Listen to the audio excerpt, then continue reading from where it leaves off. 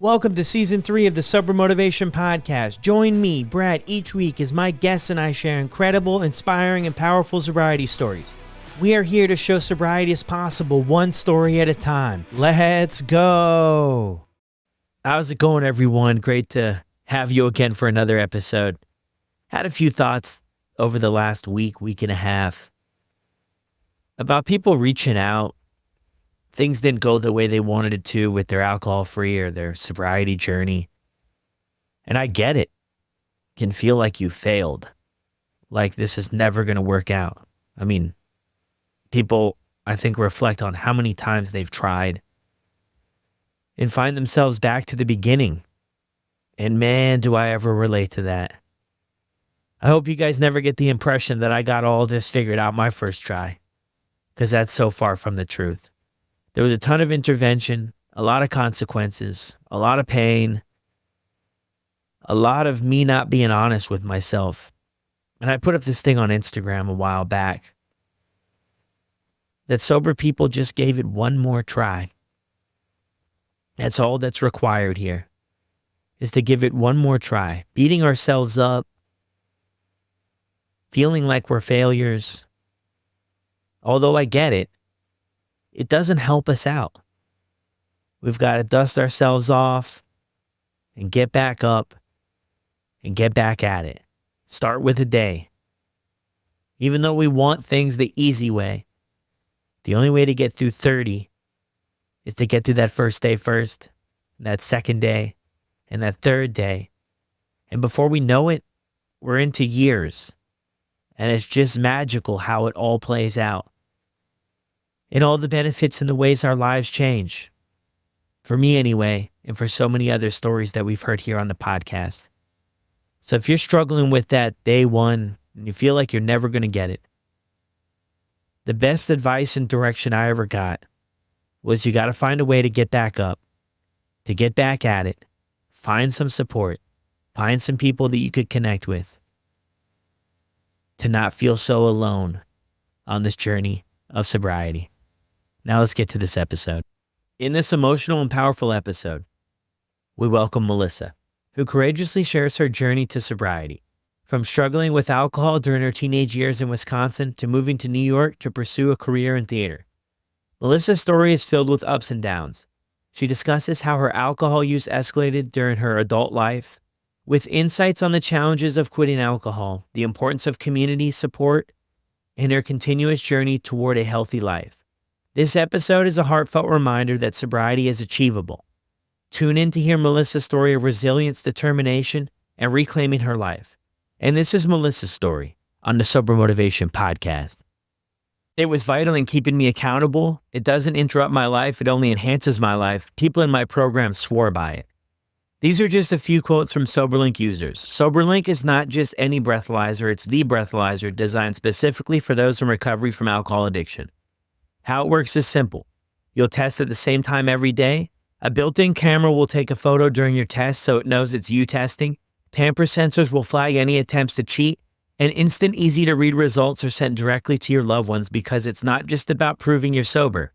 It's about sharing your success, establishing patterns of trust, and dispelling doubts with hard evidence. SoberLink, proof of sobriety at your fingertips. Visit soberlink.com/recover to sign up and receive $50 off your device. Welcome back to another episode of the Sober Motivation Podcast. Today we've got Melissa with us. How are you? Hi, Brad. It's so great to be here. Thanks for having me. Yeah, of course. I feel like our time was due to do a podcast recording because we've been crossing paths in a lot of different areas, it seems, over the last couple of months. So I'm so happy to have you here. Happy to be here. So what was it like for you growing up? So for me growing up, it was pretty idyllic. I grew up in Wisconsin and in a family that was very loving and supportive. I have a younger brother, and small town growing up where we played with the neighbors outside till the sun set, and my mom rang a big bell for when it was time to come in and kick the can and all those fun games growing up, riding our bikes. Before the internet, kids got out and played quite a bit. So we had a really good life in this little small town. And when I think about what role alcohol played in my family's life, my dad drank, not to excess. He had a party drinking lifestyle. If there was a party going on, we had a pool in the backyard. So sometimes there were pool parties, and he had a big goblet that he would fill with a margarita. And it was a joke, one of those big 64-ounce cups. And he was like the king drinking from it.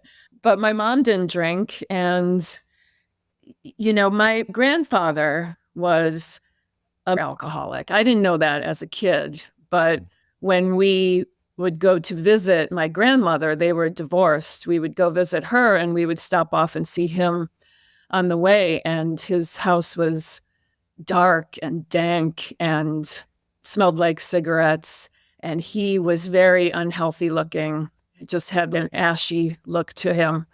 And as a young kid, I didn't put those things together. It wasn't until later on. But yeah, it was pretty typical, which was good that it wasn't much of an issue. Yeah. Yeah. No, that's great. And I've had a few people on the show from Wisconsin, and the accent comes out here and there. It seems like a lot of people from there, though, share in one way or another a similar story of it just being, readily available, and it was just involved with a lot of different areas. Did you grow up in a smaller town? Like when you went to school and stuff, it would just be a small class size? Yeah, my town was 5,000 people. My high school class was 98. Wow. A lot of farm country. We lived in the town. There was a stop sign. I don't even think there were traffic lights. Yeah, so it was a great place to grow up as a kid. As I got older and got to be a teenager, I found it incredibly boring. And I looked for outside stimulation, which was very easy to find. In Wisconsin, there's drink everywhere. Every home you go to, every friend that I slept over with, there was beer and a basement with a refrigerator and dad's beer collection. And so it wasn't too hard to dabble in that early on. And I definitely did. I was probably 14, 15 years old when I drank for the first time. I don't remember the exact situation. I love it when people do. I don't know if I just don't have that kind of memory. I think it was probably peach schnapps and orange juice. I do. And someone's parents were probably gone for the afternoon, and kids came over and we experimented and got sick. And so that happened to me more than a few times. And when I was a freshman in high school, I remember at a dance, we drank before we went to this dance. And we showed up at the dance just hammered. And you can't hide it when you're 15 years old. That's not even something you know how to do. I got sick. I'm pretty sure I got sick. And they had to call my dad, and my dad had to come pick me up. And I always had a dad that was like, listen, if you get in trouble, you call me, no questions asked. We'll talk about it in the morning. And that was a really great thing that he was like that. My mom would not have been like that. So after that experience, my parents, I think it came to their attention that we got to do something about this. This was, to me, it was just normal high school behavior, and I wasn't the only one doing it. My grandfather that I mentioned earlier was at this point in the hospital dying from complete organ shutdown, cirrhosis. And they actually took me to the hospital to see him. And it was probably their way of shaking me to say, look, this can happen to you when you're a 15-year-old kid, and that doesn't compute. And I saw him, and he was completely jaundiced and yellow and barely breathing. And it was hard to look at, but it didn't, say to me, I shouldn't do this anymore.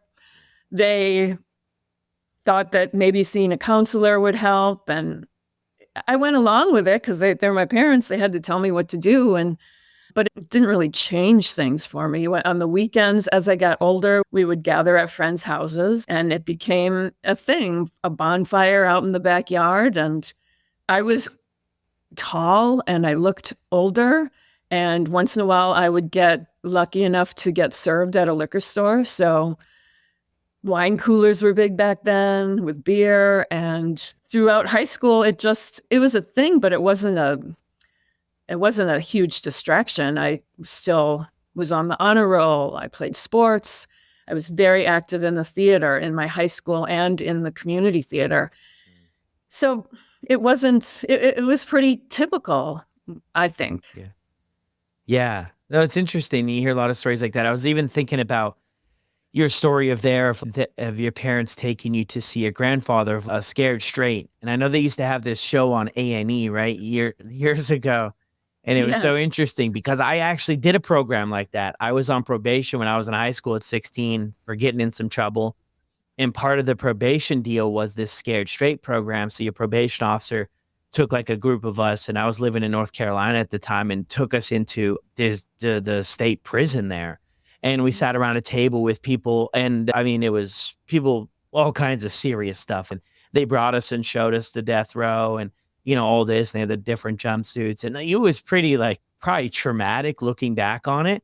But that was the idea, right? As to where you go. And it's so interesting, though, that you bring that up. And when I look back at that situation and other things, when I was younger, I easily just talked myself out of it. Yeah, I mean, this is great and all, but this will never be, I'll never end up. I mean, I come from a great home, middle class, a nice neighborhood, nice parents. I'm not excelling in all areas of my life, but come on, this can never be me. And then fast forward to my story, it was me. But I think, those interventions our parents try and to get us into stuff. And I did a lot of counseling growing up too. But I mean, what I learned through counseling and therapy through the years is you really have to know what you're doing when you go in there, and you really have to be interested in really plugging into it. And when you're a teenager and, my parents go here and do this, it's all right, we want them off our back a little bit, right? But it's really hard to plug in. Right. Yeah. I remember the counselor saying, what can you do to switch, flip in your head? What can you do besides drink, besides party? And I was like, oh, I don't know, maybe swim. We had a pool in our backyard. I like to swim, but it was just giving them an answer so they'd get off your back. I was not plugged in. It was just going through the motions. And there was nothing, the Scared Straight. For me, he was an old man. I didn't even really connect the dots that this is what could happen with alcohol. So it didn't really scare me. Yeah. So you're really plugged into doing theater, you said, right? Yeah, it was a great outlet for me. I was a shy kid growing up, and once I started, there's something called forensics, which is a speech competition, not the DNA science. And once I started doing that and doing it in front of people and getting some success with it, and then trying out for plays, and it felt really great to me to be in that position. And moving forward, after I graduated from high school, I didn't know you could do that for a living. And I decided that maybe that's something I want to look into. The colleges that I applied to, all state schools, but one had a really great Bachelor of Fine Arts program in musical theater. I took voice lessons at the time. I did the whole 9 yards. And I said, all right, I'm going to go to college. I'm going to study theater in college. And my parents were fine with it. A lot of parents would say, no, you're not.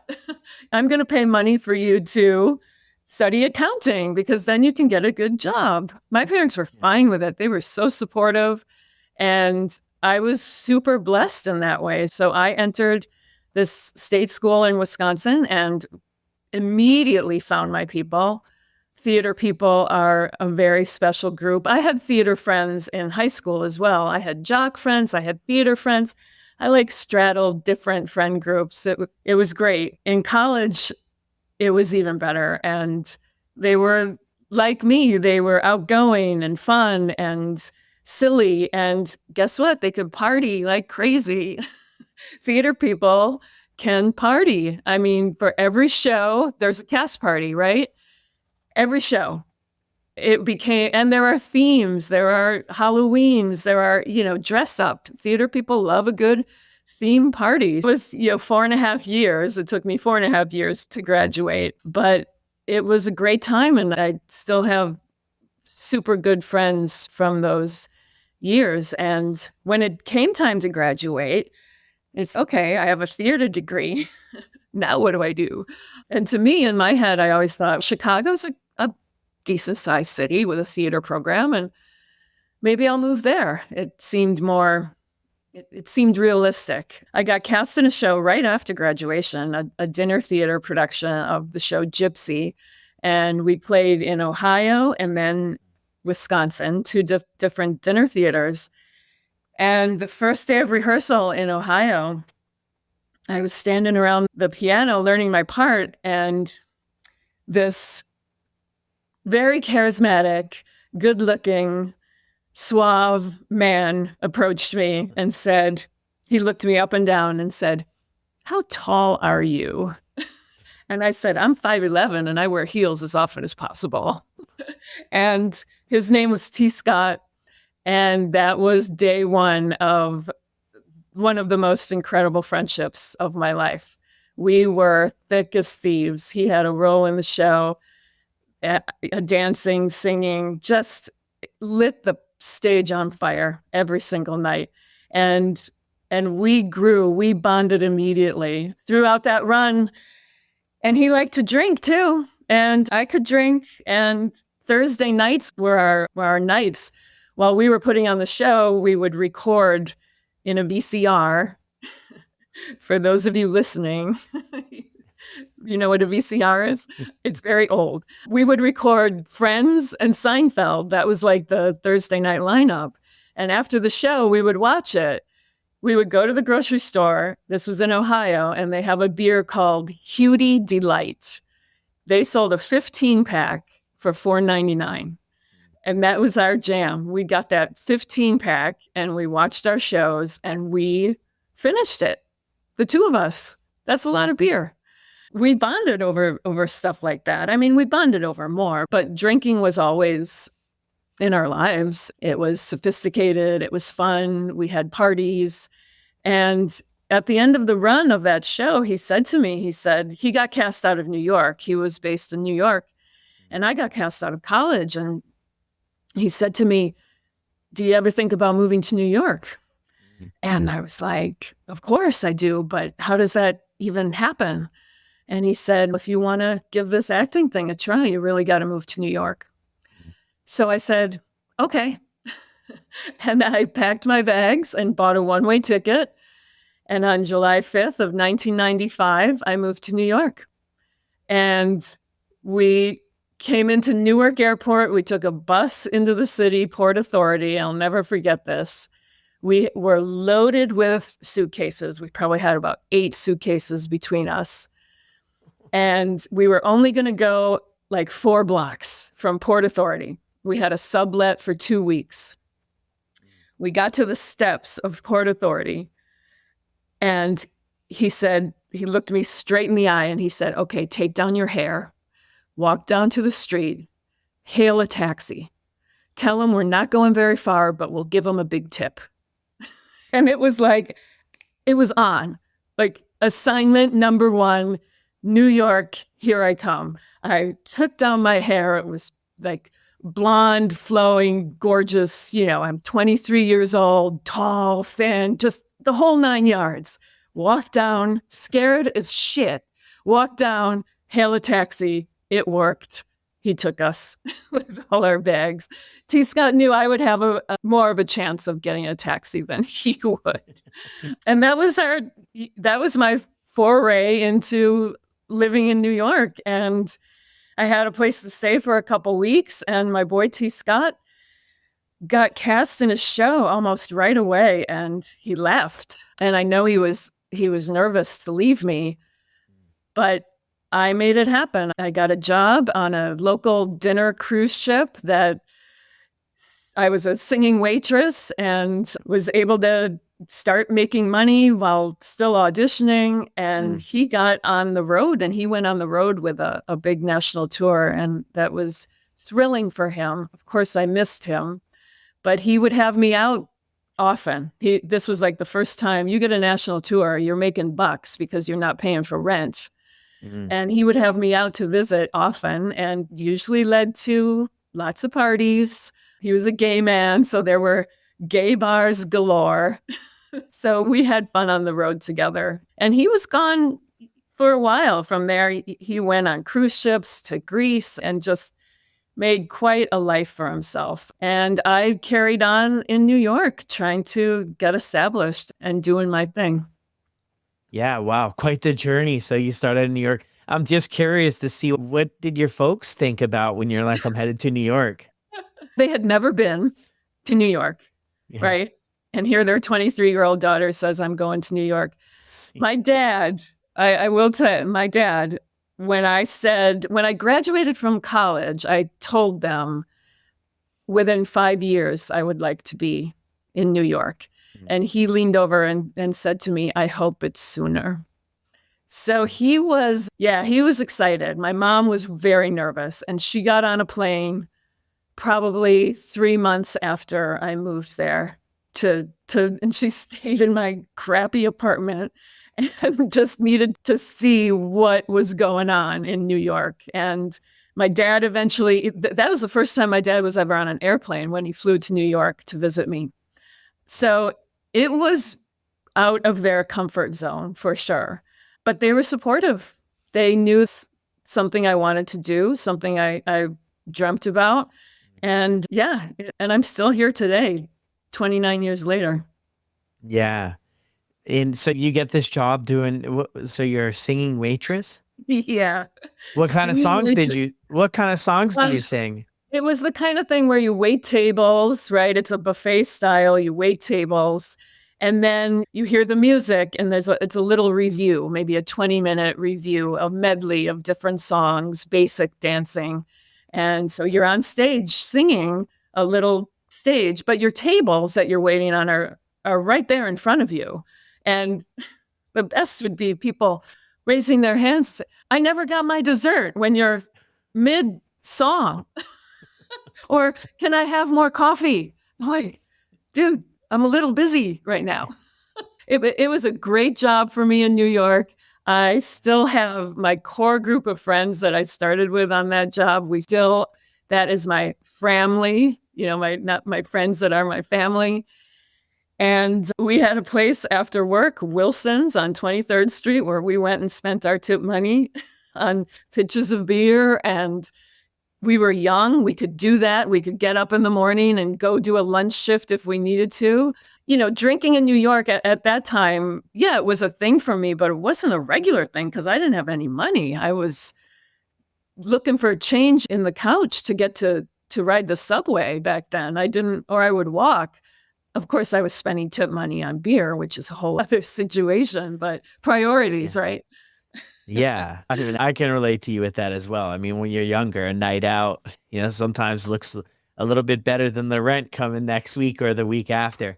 So Yeah. where do you go from there? And I mean, out throughout this time, you mentioned Wilson's there, you guys are, doing that thing. And I think Yeah. that's too, you hear that story quite often, the community that comes along with, working, whether it be restaurants or, entertainment, and just the shifts too, right? Like I remember working in restaurants, and you might work till 10 or 11, 12 o'clock at night.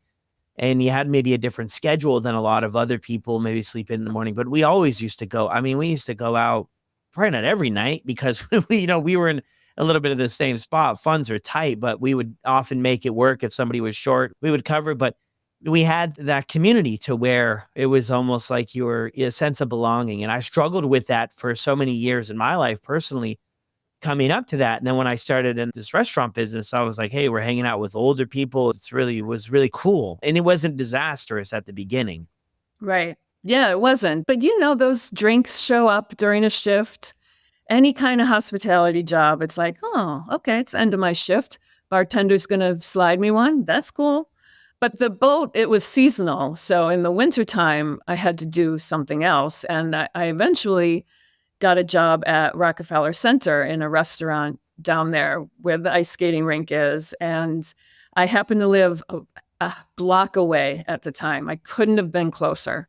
And I took this job that I had to be there at 6 a.m. for breakfast and lunch. You know, people like Al Roker are coming in for breakfast. Conan O'Brien loves a tall blonde, let me tell you.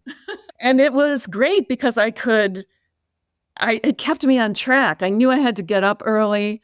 I could have the afternoon to go to the gym or to go to an audition. And it kept me in a really great place physically and mentally.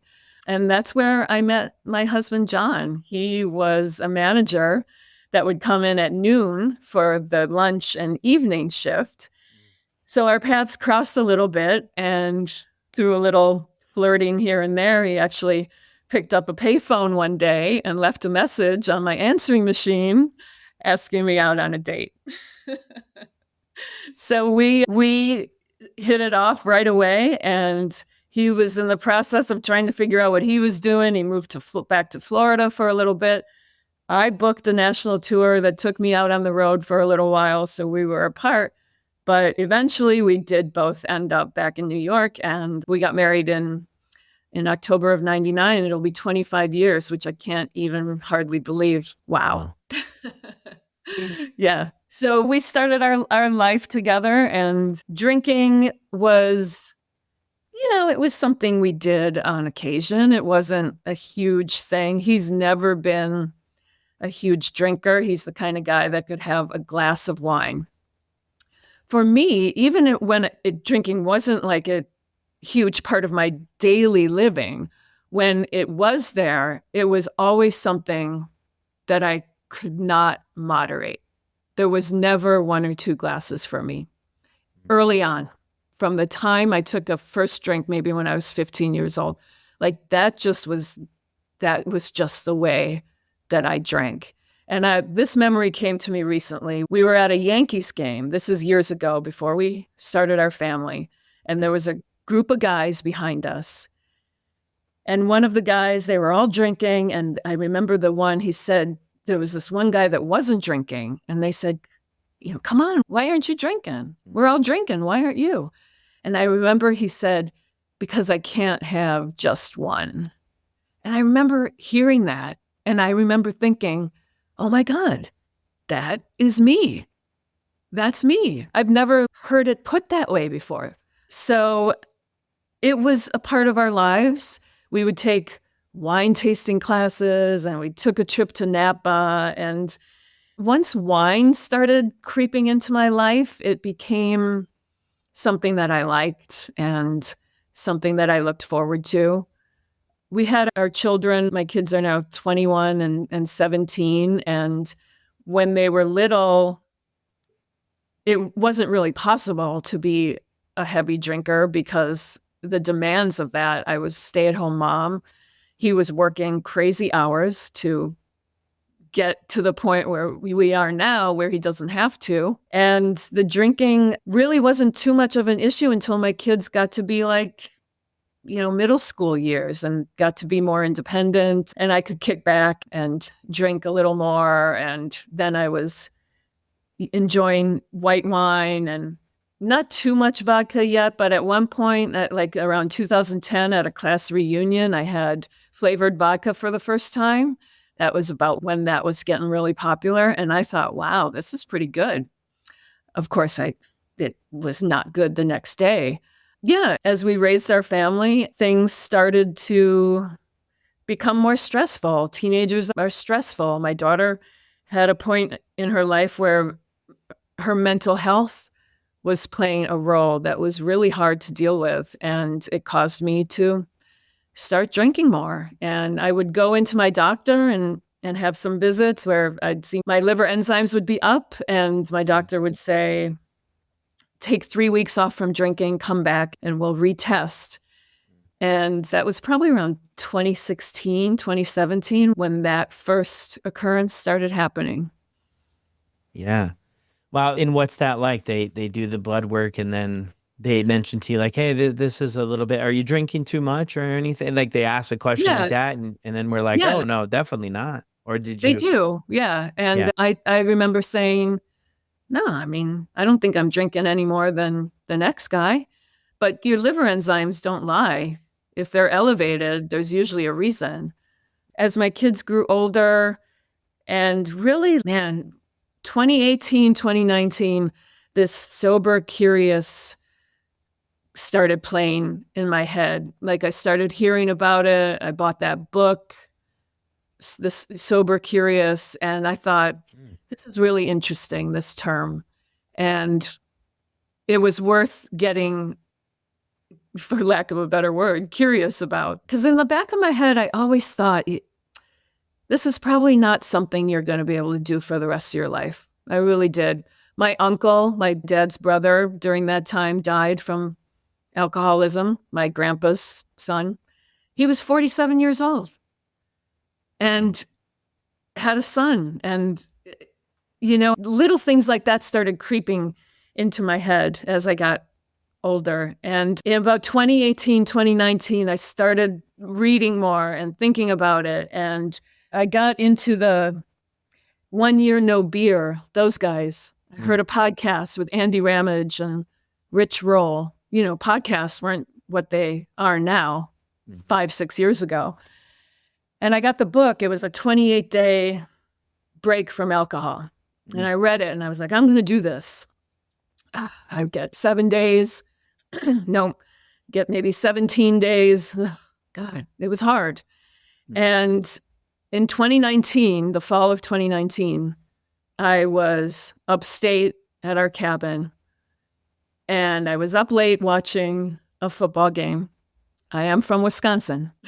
I do bleed green and gold, just a side note.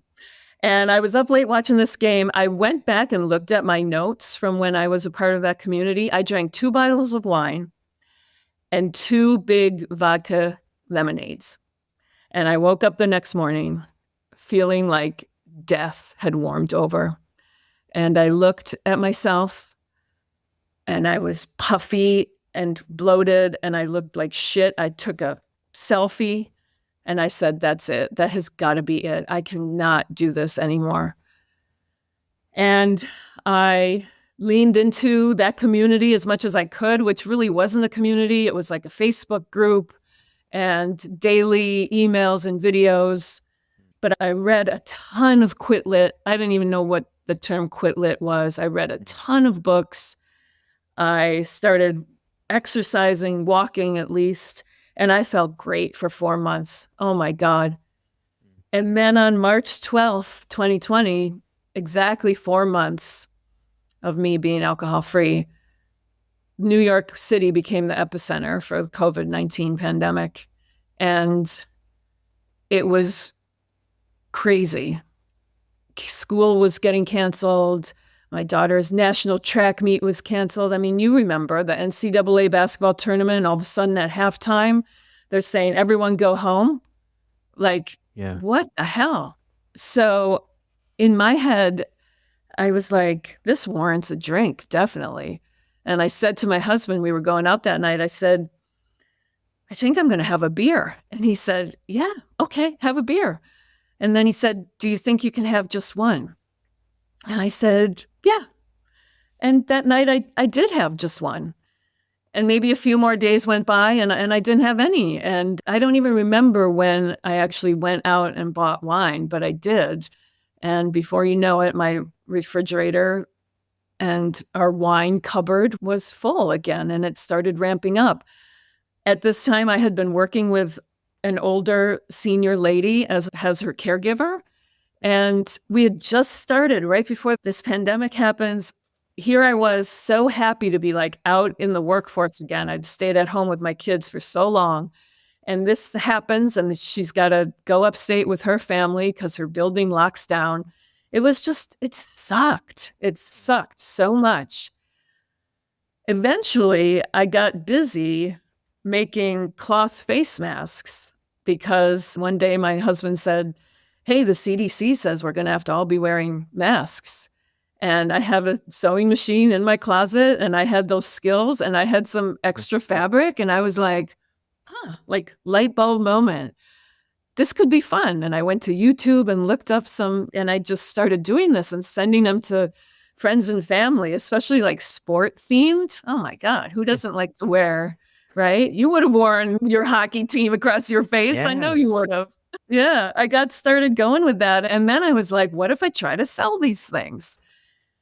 And I did. And I was hustling and grinding and feeling really good in that part of my life. And then it turned into, damn, I've been sewing for 6 to 8 hours today.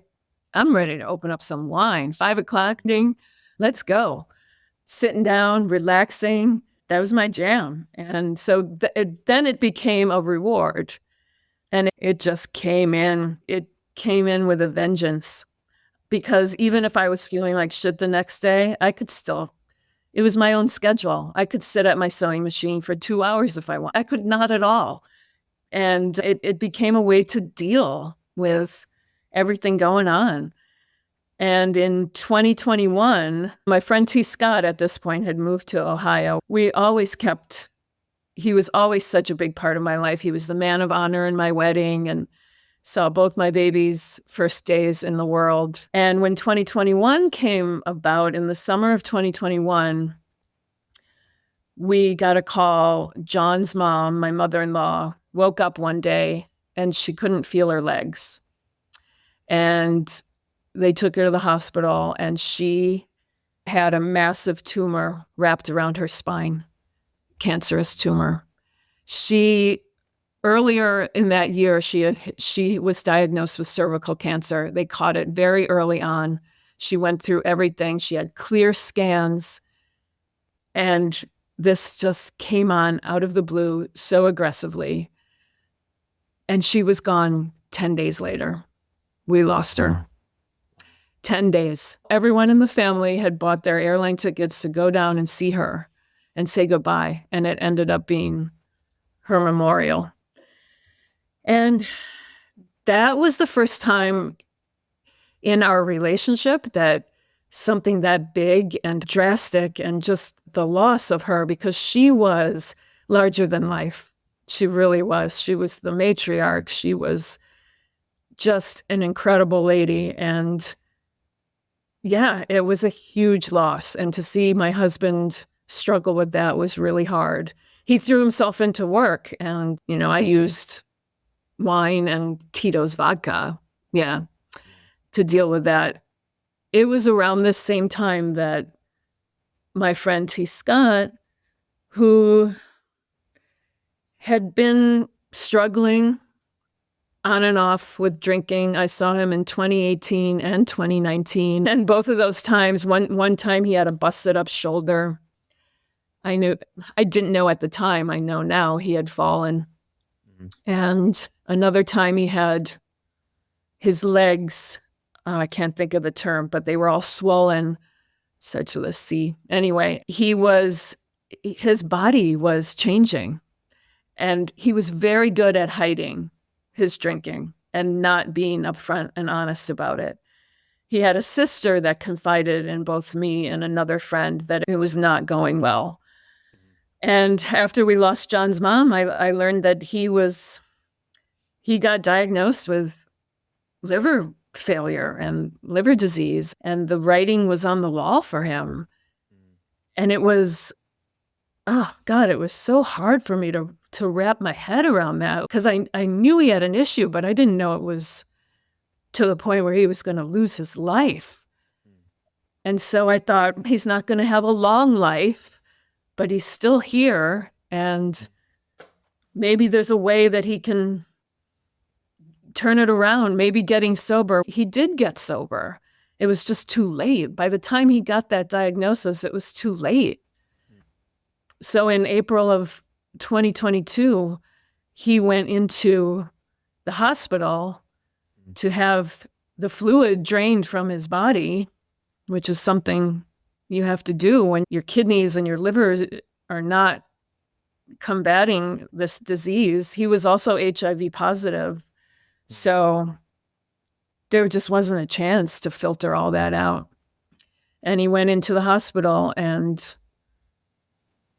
he had pneumonia and sepsis, and he never came out. When was the last time you saw him? Did you see him through this? The last time I saw him was May of 2019, because that pandemic happened. And even though we were getting the clear, the go-ahead to visit people, and he was in Ohio and he was working with a gay men's health organization that was setting him up with housing, and he was really trying to get his life together. And he would talk about me coming out there to visit. And I was just like, just say the word, buddy. I'm ready. I'm here for you. And what's so sad is that he would say, I just want to get better before you come visit. I just want to get better. And he was on a transplant list and everything. He was vocalizing to me. We spoke all the time. He was telling me that his body was failing. His body was shutting down. But he was also so optimistic that he might get a transplant that would save him in time. Now, in my head, I knew that even if that were to come through, I don't think he would have survived. That was a big loss for me. It was my mother-in-law and then my best friend, and his light, oh my God, it shone so brightly. And then it was gone. And I felt completely gutted. I wasn't sure how to operate.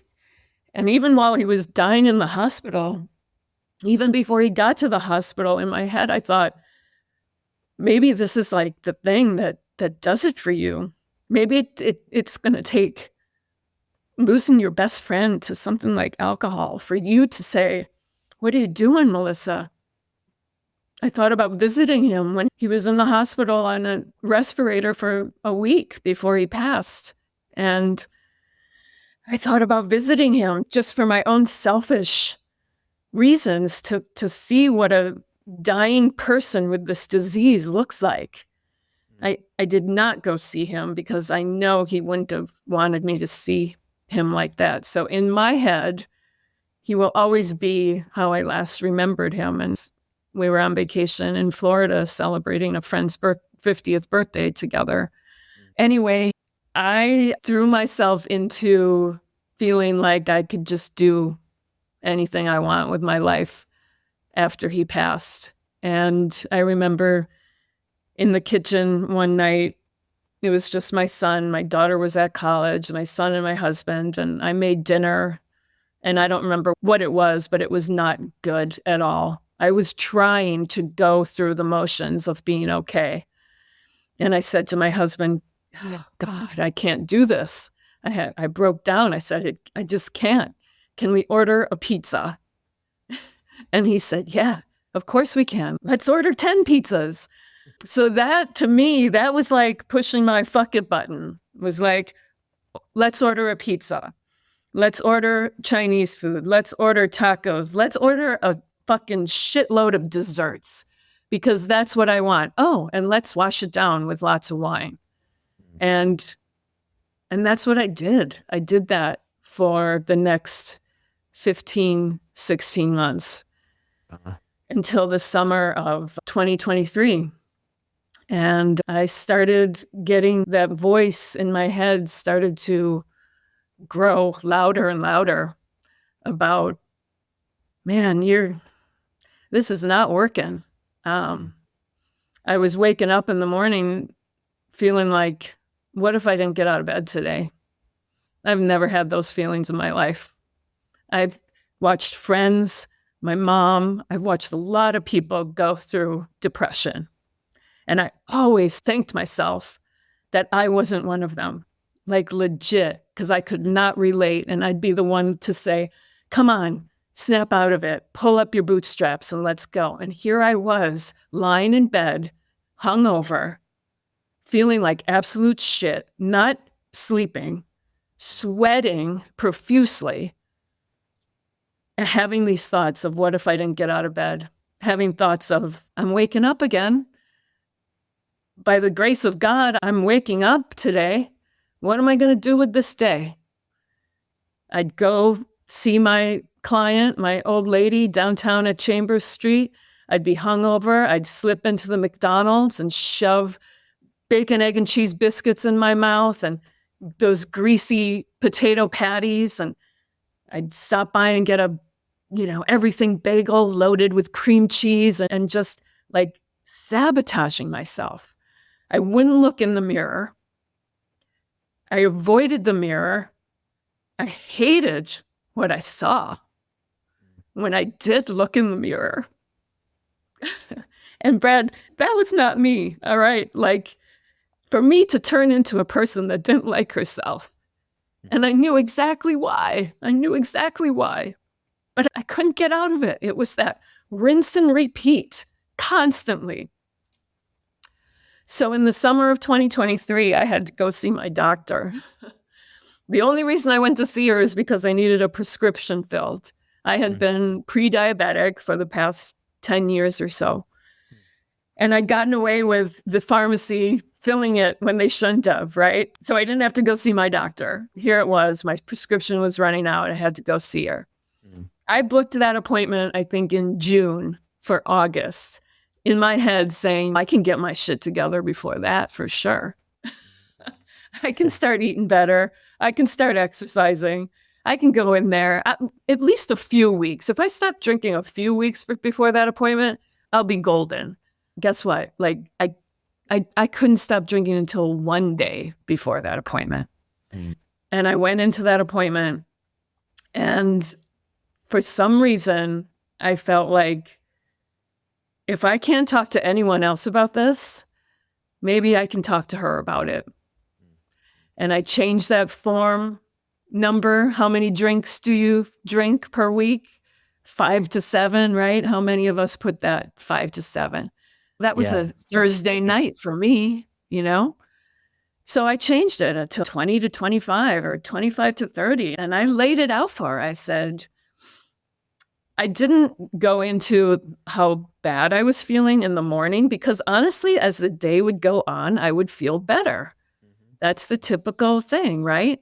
And then you pour alcohol on yourself again. So I didn't express that I was having those feelings in the morning, but I did express that I thought I was drinking too much. And she remembered, my liver enzymes going up in the past, and she remembered what kind of groups I was clued into, the 1 year no beer group. And she's a very attentive doctor, and she didn't judge, and she didn't reprimand. She just listened. We talked about, what about AA? Not, I don't think so. What about naltrexone? I'd never even heard of naltrexone. And she said, let's do your blood work. Let's see what happens. And the next day I got the blood work results back, and no bueno. Really bad. My cholesterol was high. My A1C, my glucose, was 6.6, so borderline diabetic. My blood pressure was high. I was the heaviest I've ever been. My liver enzymes, and I always like to say this out loud because there's someone out there listening right now. Those numbers, there's two different numbers. The normal range is like 5 to 30, 5 to 35. One of mine was 195, and the other one was 311. I consider myself a gray area drinker. There was absolutely nothing gray about those black and white numbers. This did not surprise me. I knew it wasn't going to be good. I mean, those liver enzymes were like, holy shit, what are you doing? What are you doing with your life? I was 51 years old. She said in an email, this is the worst it's ever been for you. And I'm going to have to put you on medication, a statin, blood pressure.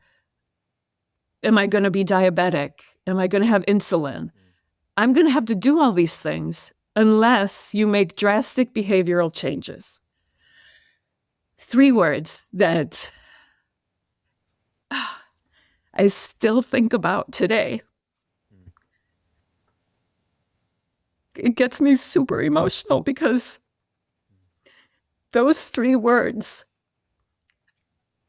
forced me to wrap my head around what I was doing with my life. or not doing with my life? And I said, okay, put up or shut up. You've got a choice. And she wanted to see me again within 3 months. I booked that appointment for 3 months later. I had an appointment booked with a weight specialist to talk about diabetes. I had all these appointments booked.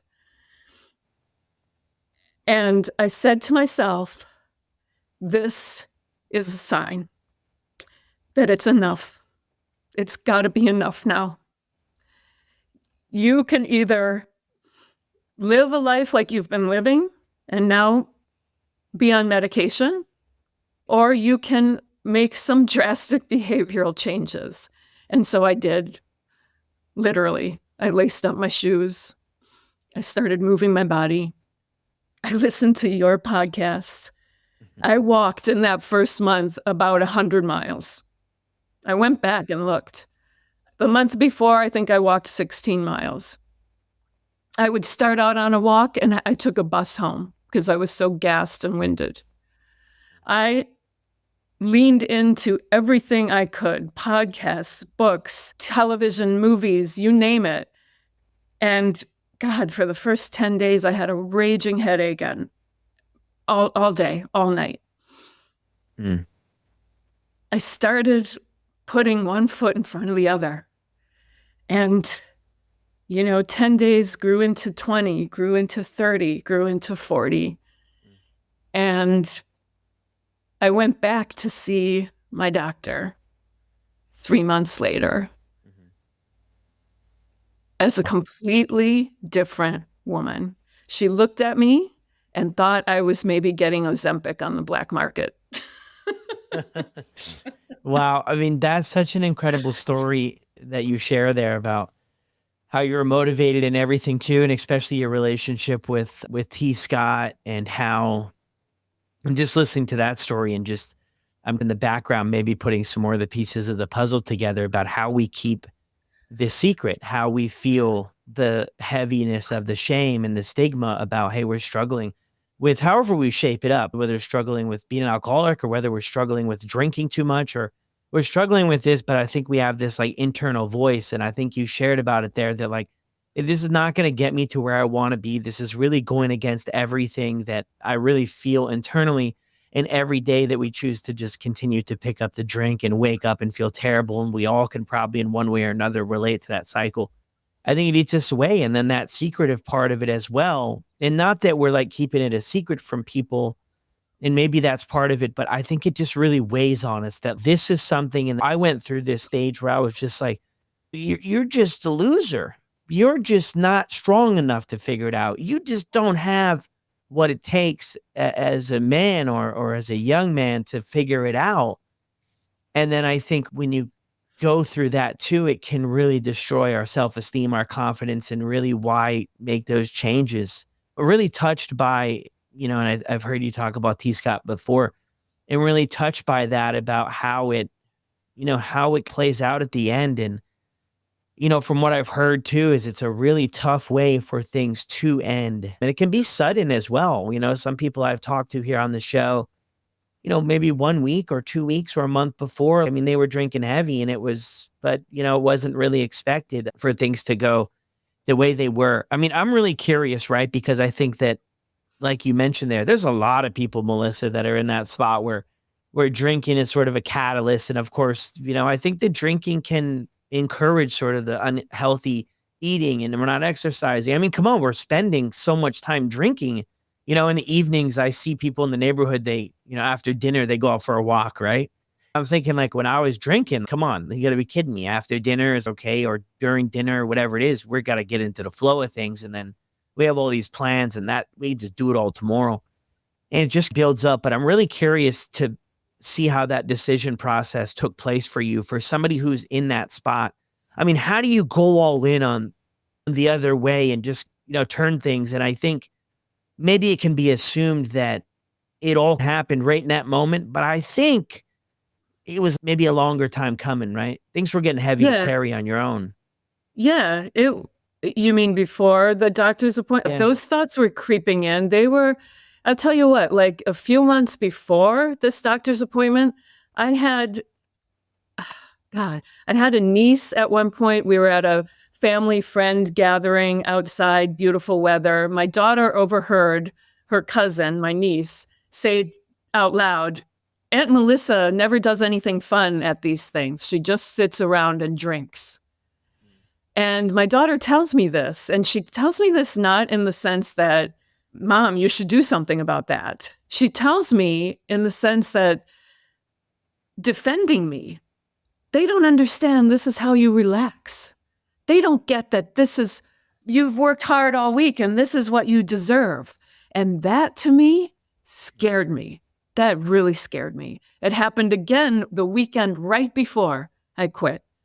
Again, same situation, a lot of empty bottles when we left after the weekend. And my niece had something to say. And my daughter in the car ride on the way home said, God, I'm so sick of everyone thinking you're an alcoholic. And I was like, oh my God. Oh my God. That just sent a shiver up and down my spine. And it wasn't normal. It wasn't normal for my daughter to be defending my drinking because it was an issue. It was a big issue. And so when this happened with the doctor, those results, when I wrapped my head around the fact that I'm not a normal drinker, I'm that guy sitting in the Yankee Stadium telling his friends I can't have just one because it's true. And when I wrapped my head around that and when I accepted it, and of course I had been following, some sober Instagram. And of course these little whispers were building up. And I had gotten to the point where I was like, this has got to be my life. This has got to be my life because what's the alternative? I didn't know who I was, Brad. I was losing myself. And that was so scary. Here my kids are getting to an age, they're going to leave my home. And what am I going to be doing? Am I going to be sitting on my couch, chugging wine, scrolling Instagram and watching stupid television? It scared the shit out of me. I didn't want that for my life. And so I decided with every day that passed, with every day that I felt better, that I deserved a better life. I deserved that. I had always been taking care of my kids, my family, my husband. I had been taking care of everyone except myself. And I said, enough's enough. I'm the most important person here. It's my life. And I'm going to move forward with it. And I'm going to be a fucking badass at it. And you are. And I have been, and I continue to be. Yeah. I mean, so powerful. And I think that decision part of it is a huge thing, right? Because a lot of times we're like, 1 foot in, 1 foot out. We're hanging out on the fence and we stay in the same spot. And these days turn over. I mean, it's wild to, I think, share some of our stories sometimes and realize how 5 years of we're going to do something tomorrow just goes by. It's, whoa, where did that all go? And I think that decision is really good for when people go all in. And I think that what you mentioned there too is so powerful too about, in one way or another, I mean, you got honest about where you were at. Like enough of maybe I'm fooling everybody else but I think at some point it's hard to fool ourselves. I think at some point we see through our own bullshit and say, you know what? I'm not headed to where I want to go anymore. And you've had all these other experiences of people who have lost their life because of this thing, and not forecasting your future or anything, but it's like, hey, maybe where I'm headed is not too far off track of where some people started. And I mean, what 100% hit it right on the head. That is exactly it. I was fooling everyone. I'm a high functioning woman. I mean, and when I removed it and when I started coming out as an alcohol-free person, I got a lot of, I never thought you had a problem. I got a ton of that. And I was like, of course you wouldn't, because I kept my shit together, because I know what I'm doing, because I could show up for things. I could show up for my family. I could do this and that and the other. You weren't living inside my body. You weren't living inside my head. Not only was this affecting me physically, it was affecting me mentally. Like you weren't inside of me. So my decisions are totally because of how I was feeling. Yeah. And I think that's what we have to really pay attention to on this journey. Because a lot of Yes. times we will, earlier on, we hear it all the time, right? It's like a measuring stick. John's got this or Joe's got that. Look how bad that, I mean, that's terrible. Like, I'm not there yet. And I Right. think that's what we really have to hone in on. I mean, internally, how do we feel about ourselves? And all of us might not experience those external, consequences in a sense. But like you brought up, so many times here, mental health deteriorates. And it's really hard to feel, good about ourselves when you start every day just feeling in serious pain. And I think too, in your story, and I hear in a lot of stories, and I can relate to it in a sense, I think we got to go through some shit. I hate that part about it. I really do. Cause people reach out all the time, Melissa, like, how do I get sober? How do I do this? How do I do this? And it's not something you want to lead with, but I think we got to go through some Yep. pain to motivate the change in a sense to say, hey, this is the life I was living and I can't do this anymore. And I got to do whatever it takes to get started. What were those first couple months like for you when you first started out?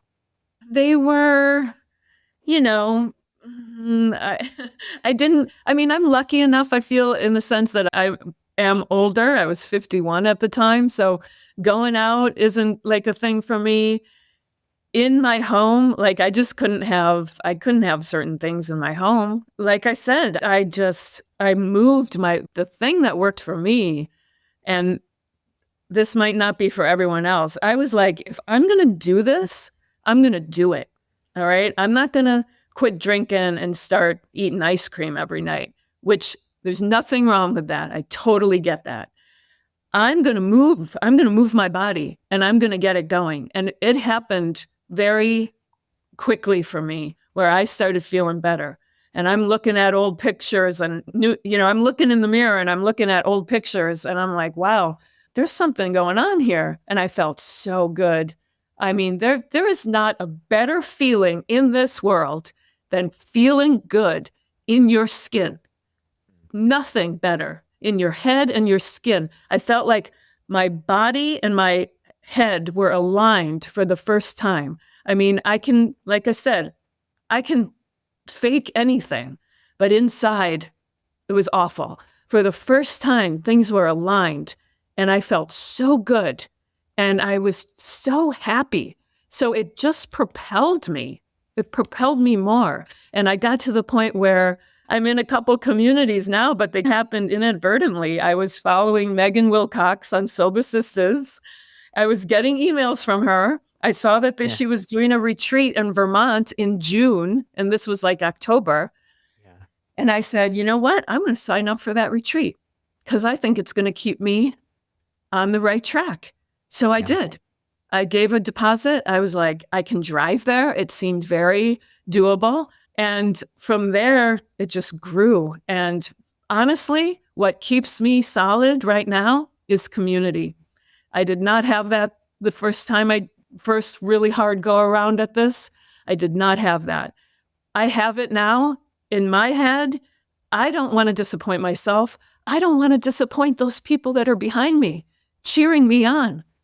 I don't want to disappoint my family and friends. I've got so much going for me. And that keeps me afloat. It keeps me alive. It keeps me more than afloat. It keeps me going forward. Yeah. And that's beautiful. And I think that's what, I think a lot of us can relate to that, right? I think early on in this, I want to get sober. I got to do it myself. I can't tell anybody that I'm trying to get sober because what if it doesn't work out? I'll feel this way. I'll look this way. I think when we put all the chips on the table and we say, you know what, this is where I'm at in my life, like it, love it, or hate it. This is the reality. This is honestly where I'm at. And I'm going to need some help to get out of this. And I'm also going to need to be around people who have gotten out of this and can show me the map a little bit. Imagine life before MapQuest and before, all this stuff, right? You'd have to stop. I remember my grandfather driving around and he would stop at a convenience store and you would go in and you would ask for help. You wouldn't just aimlessly drive around the city. Right. And I'm thinking like, that's what we need, right? We need some directions and we need some support. And some people, when we share and when we talk, they're nodding their head to be like, yes, you know what? I've been there. Because when I struggled early on, I was like, I firmly believed I was the only person that struggled with this. And there's nobody else who's going to really understand this, completely burning my life to the ground. And now here I am. And how am I going to get out of this? And then when I started to meet other people, they're like, hey, I saw people that were successful and had families and they had been through similar stuff to me. And I was like, you know what? Maybe I can figure this out. Like maybe I can do it. And I'm with you. Connecting with other people changes the game. If somebody's listening, Melissa, to this episode, they're in that spot, right? Like they're in that spot, that rinse and repeat, I think you mentioned, and the day in and day out. I think we get to that spot too, wanting nothing more than to quit, but we get to that spot where we can't quit, but we can quit at any time. We tell ourselves a story. I could quit at any time, but deep down, I think we know that we can't quit. And it's really tough, right? It feels you're stuck and it's just pulling us in. What would you mention to somebody who's right there?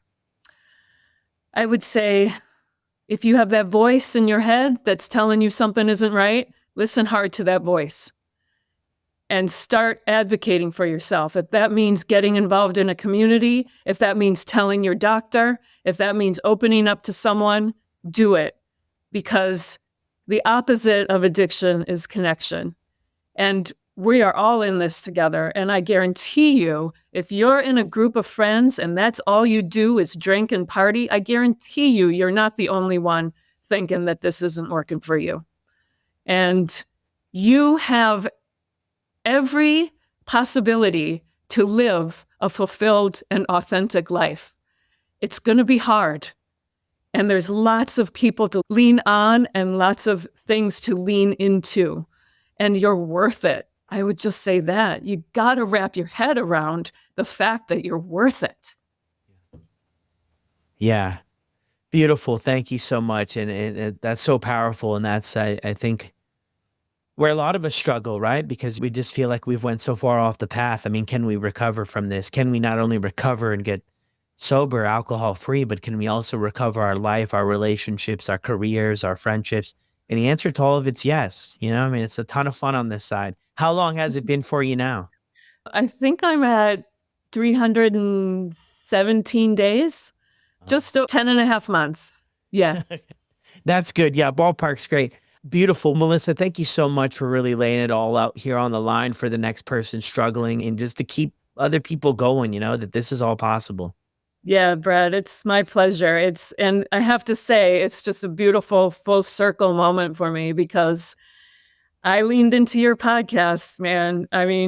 I was walking through Riverside Park and listening to your voice and your guests. And now the fact that I'm sitting here with you today is just a beautiful full circle. So I thank you from the bottom of my heart.